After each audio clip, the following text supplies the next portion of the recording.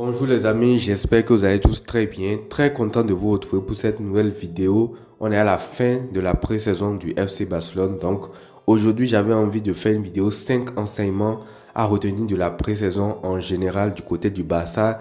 Et d'ailleurs, dernièrement, j'ai raté pas mal de vidéos, pas mal de débriefs, donc je m'en excuse. Et dans cette vidéo, je vais essayer de me rattraper en faisant une sorte de bilan de la pré-saison du FC Barcelone. Donc, avant d'aller plus loin, n'hésitez pas à liker la vidéo, à vous abonner si ce n'est pas encore fait, c'est gratuit et ça me soutient. Alors, sans plus tarder, on va commencer tout de suite par le premier enseignement qui est tout simplement Fermín López. Je vais tout de suite commencer par lui parce que ça se voit qu'il a faim et qu'il veut jouer contrairement à son concurrent direct qui est tout simplement Monsieur Dani Olmo.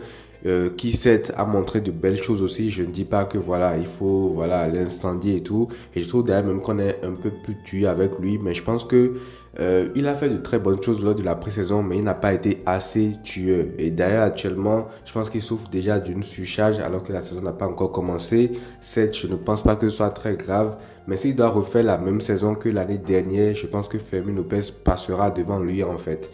Et d'ailleurs, je pense que ça a déjà commencé petit à petit parce que avec le peu de temps de jeu que Fermín López a et avec ce qu'il démontre sur le terrain, franchement, ça va être difficile pour Dani Olmo de se blesser, de venir faire un bon match sur 3, de se reblesser, de partir, de revenir et de maintenir sa place de titulaire. Demain, je pense que si j'ai un match important, je fais passer Fermín López en fait. Parce que ce qu'il montre sur le terrain, franchement, c'est toutes les caractéristiques d'un joueur qui en veut, qui a faim. Déjà, le match contre Como, le dernier match de pré-saison, malgré le début de match compliqué du Barça, c'est lui le seul qui était irréprochable, pressing, activité et tout. Et son but le récompense en fait. Et à la fin du match, il met un doublé, il finit MVP, c'est largement mérité. Et même lors du troisième but, je pense que c'est lui qui fait un appel de 9 carrément pour servir après Rashford dans la profondeur. Et franchement, c'est le genre de joueur que si tu es coach, tu vas vraiment l'aimer. Même si Daniel Mo paraît beaucoup plus fin techniquement, est plus adapté contre les blocs bas, contre certains styles d'équipe et tout, Fermín López, ça reste quand même un joueur dont le profil est unique dans l'équipe et ça reste un joueur qui se donne à 1000%. Donc je suis très content du niveau qu'il a affiché et pour moi ça ne fait qu'élever également le niveau de la concurrence et donc le niveau global de l'équipe. Donc tout ça c'est très positif. Ce sera à Dani Olmo de faire beaucoup plus pour pouvoir passer devant lui. Donc hâte de voir la saison que va nous prendre Monsieur Fermín López. On passe maintenant au deuxième enseignement à retenir de la pré-saison du Barça, c'est tout simplement la défense. Alors je pense qu'après la pré-saison, c'est la plus grosse interrogation qu'on a en vue de la saison, surtout quand on prend en considération le départ surprise de Inigo Martinez vers l'Arabie Saoudite. Je pense que ça, personne ne l'avait vu venir. Sinon, on aurait pu dire que voilà, on avait tous les postes doublés parce que je m'apprêtais même à faire une vidéo où je montre l'équipe complet du Barça, l'effectif complet avec pratiquement tous les postes doublés. Mais ce départ, il faut avouer qu'il fait très mal. Alors actuellement, de ce qu'on voit, Flick a l'air de préférer en tout cas Araujo à la place de Christensen en défense centrale pour accompagner Koubarsi. On verra ce que ça va donner et on espère que ça va marcher parce que voilà, on soutient toute l'équipe, on souhaite le bien à toute l'équipe. D'ailleurs, sur le match contre Com, Araujo défensivement, il n'est pas trop mal quand même. Sur les relances, c'est un peu compliqué, mais défensivement, dans le pied du hors-jeu et tout ça, il fait quand même un bon match. Mais pour moi, sur la saison, si on doit faire une bonne prestation défensive globalement, il faut absolument que M. Christensen puisse faire une saison sans blessure, sinon ça va devenir très compliqué. Araujo aussi, c'est vrai que voilà, c'est une option, mais c'est un joueur qui se blesse assez souvent et c'est un joueur qui n'a pas encore totalement assimilé le jeu du Barça, en tout cas défensivement et tout. Et pour moi, Christensen, c'est le candidat idéal pour remplacer Inigo Martinez. Donc la saison va se jouer en partie défensivement, en tout cas sur la forme de Christensen. J'espère vraiment qu'il sera fit toute la saison, qu'il pourra être présent pour vraiment nous aider parce que pour moi, il ferait la paix parfaite avec Koubarsi. Il est autant intelligent que Inigo dans le déplacement pour le pied du hors-jeu. Et voilà, à part ça, tu as Flick aussi qui a tenté l'option Gérard Martin en défenseur central gauche. lors de la pré-saison. On pourrait voir ça souvent. Martin est assez intéressant à ce poste-là parce qu'il a une très très bonne qualité de pied, ça il faut l'avouer. Donc dans les relances pour casser des lignes et tout, un peu comme le faisait Inigo, ça va être intéressant. Maintenant, quand il y aura de gros clients, ceux qui défendent, ça peut devenir très très compliqué. Donc je pense qu'on verra ça juste dans les petits matchs. Mais globalement quand même, la défense, ça reste quand même le gros point d'interrogation du Barça parce que tu perds Inigo, Christensen, il est assez incertain. Araujo, c'est un joueur qui se blesse aussi, qui a des lacunes aussi. Donc voilà, ça peut être très très chaud lors de la saison, mais on verra en tout cas. On passe maintenant au troisième enseignement à retenir de la pré-saison, c'est Monsieur Pablo Gavi. Alors, cette saison, moi je pense que Pablo Gavi ne se contentera pas de bout de match par-ci par-là. L'année dernière, c'est parce qu'il est revenu des ligaments croisés et tout que voilà, on s'est retrouvé dans cette situation-là. Mais cette saison, je pense qu'il a fait une grosse pré-saison. Il a montré de très très belles choses. Déjà, il a mis un doublé contre Séoul, je crois, un but du gauche, un but du droit. Et il avait marqué aussi contre le Vissel Kobe du pied gauche après un super contrôle orienté et tout ça. Donc franchement, Gavi fait une très très bonne pré-saison et moi je pense qu'il va faire une grande saison. Pourquoi? Parce qu'il a un profil qui pourrait être intéressant dans certains matchs. Alors je m'explique.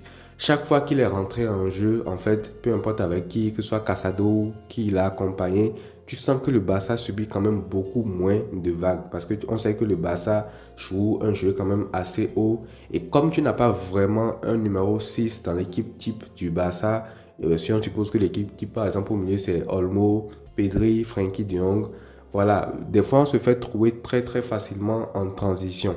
Et je pense que ça s'explique aussi par l'absence d'un profil, je ne vais pas dire assez défensif, mais qui est assez hargneux, qui est assez... Certes, Pedri et Frenkie font les efforts, je ne crache pas sur ça, mais tu sens que leur profil n'est pas celui d'un défensif dans l'âme en fait. Et Gavi, je pense qu'à un certain moment donné, il peut quand même jouer ce rôle-là aux côtés de n'importe qui dans le double pivot, que ce soit Pedri ou que ce soit Frenkie de Jong. Parce que certes, il a un profil offensif, mais défensivement, par sa haine, je le vois bien résoudre ce problème-là en grattant du temps de jeu par-ci, par-là.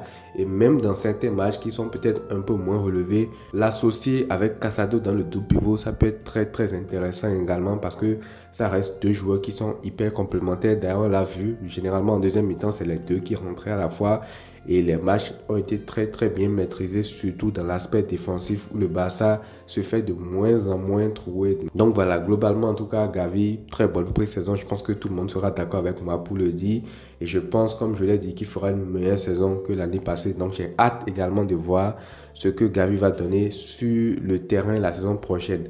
On passe au quatrième enseignement à tirer de la pré-saison, c'est Monsieur Lamine Yamal, Monsieur du numéro 10. Alors lui, je pense qu'il a réglé toutes les polémiques liées à ses vacances, les femmes, les nains, l'anniversaire, tous ces trucs-là. Je pense qu'il a réglé ça en quelques matchs seulement sur le terrain. Et ça, ce qui moi me surprend le plus, c'est que, bon, ça ne me surprend pas, il est très jeune et tout, mais on voit clairement qu'il est en train de progresser en fait. Et moi, je le vois sur 3 points. Déjà, premièrement, je le trouve beaucoup plus explosif dans ses dribbles qu'avant. Parce qu'avant, bon, pas qu'il était lent, mais cette fois-ci, je le trouve beaucoup plus insaisissable, beaucoup plus rapide dans l'exécution des mouvements. Et ce n'est plus du tout la même chose que la saison dernière en fait. Faites le comparatif, allez voir des skills qu'il a eu la saison passée et ce qu'il vient de faire en pré-saison là, c'est tout simplement le jouer la nuit en termes de vitesse d'exécution. Et ça devient difficile pour les défenseurs de le contrer en fait. Alors beaucoup vont s'amuser à dire que voilà, il a fait ça contre de petites équipes, Séoul, etc., etc. Mais en fait, Lamine Yamal, c'est ce genre de joueur à qui tu ne peux pas dire ça. Pourquoi? Parce que il y a seulement quelques mois en arrière, il faisait pire contre l'Inter Milan en demi-finale de la Ligue des Champions en fait. Donc c'est pas comme si ça sort de nulle part, il n'a jamais fait ça et que voilà, d'un match à l'autre il le fait. Si peut-être Ronny Bagui fait un truc comme ça en pré-saison, on peut peut-être relativiser, mais Lamine Yamal qui faisait la même chose contre l'une des meilleures équipes du monde en demi-finale de Ligue des Champions, on ne peut pas venir me dire maintenant que voilà, c'est anecdotique et tout. Non, ça reste quand même aussi choquant que tout ce qu'il a fait jusque-là. Deuxième chose que j'ai remarqué, c'est que je le trouve beaucoup plus costaud physiquement. Et ça, je pense que ça va être intéressant également dans les duels. Il commence à devenir très très difficile à bouger. Et je pense aussi que voilà, physiquement, il y a vraiment une évolution. D'ailleurs, il y a des photos qui circulent sur les réseaux.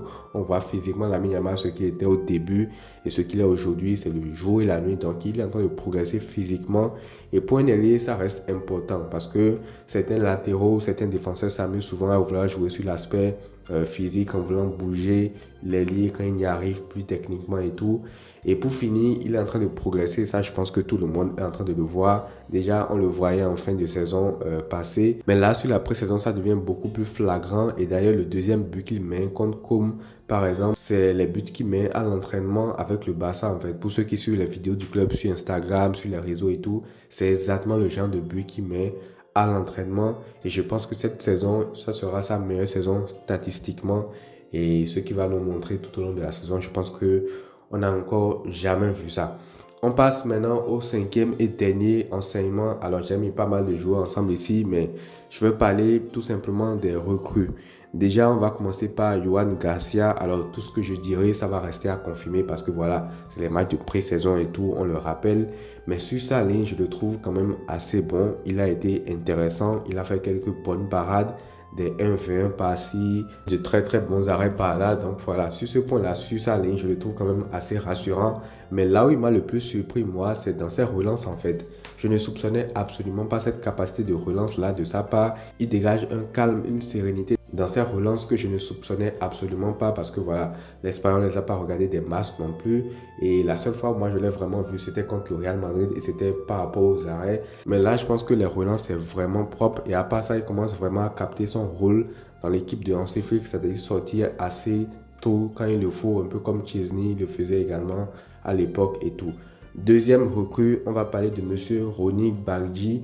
Et lui, je pense qu'il a montré également de très très belles choses, une bonne qualité de pied gauche. Et ce que moi j'aime le plus chez Ronny, c'est que c'est un joueur qui respecte le jeu. Il joue simple. Quand il faut dribbler, il va dribbler. Quand il faut faire la passe, il va faire la passe. Donc, ce n'est pas un joueur qui va contre le jeu. C'est un joueur qui sait ses coéquipiers, qui est altruiste, mais qui sait aussi finir quand il le faut, qui peut éliminer, qui peut avancer, qui peut, voilà, percuter, balle au pied, tout ça. Donc, franchement, j'aime beaucoup son jeu. Et je pense qu'il a montré assez de choses pour rester avec l'équipe première et pour pouvoir faire souffler Lamine Yamal de temps en temps. Maintenant, on va parler également de Rashford. Je pense qu'il commence à s'intégrer de plus en plus à l'équipe, que ce soit en tant qu'ailier. En tant qu'ailier, c'est parfait. Et en tant que numéro 9 aussi, même s'il reste encore pas mal de choses à ajuster. Mais ce que moi j'aime le plus quand il joue en numéro 9, c'est que il a la capacité de combiner beaucoup avec ses coéquipiers et il sert souvent d'appui et il est assez participatif dans le jeu en fait. Et ça, c'est très important quand il est au Barça. On l'a vu sur des bonnes combinaisons. Je pense contre Séoul, il fait une combinaison comme ça. Qui déboule sur un but de je ne sais plus qui. Et contre Com aussi, il fait la même chose sur le troisième but de Rafinha où il centre pour lui. Mais au départ de l'action, c'est parce qu'il joue très bien le jeu en pivot que voilà, cette situation-là se crée. Donc Rashford, je n'ai pas vraiment de doute sur lui. Pour les buts, je pense que ça viendra au cours de la saison. Comme l'a dit un célèbre philosophe portugais, les buts, c'est comme du ketchup. Au début, c'est coincé. Et après, il y en a partout. Et pour finir rapidement, un petit mot pour Geoffrey Torrent qui je pense sera la doublure de Baldé en match officiel également parce qu'il a montré de très bonnes choses en pré-saison. Et vu que Flick préfère plus Martin en défenseur central gauche, maintenant je pense que voilà, il sera la doublure de Baldé pour la saison. Lui aussi il a montré de très très bonnes choses et on verra comment ça va se passer au cours de la saison. Donc voilà les amis, c'est tout pour cette vidéo. N'hésitez pas à me dire ce que vous en pensez en commentaire. Est-ce qu'il y a un enseignement que vous avez retenu que je n'ai pas énuméré? Je vous lirai. Prenez tout soin de vous les amis et à très vite.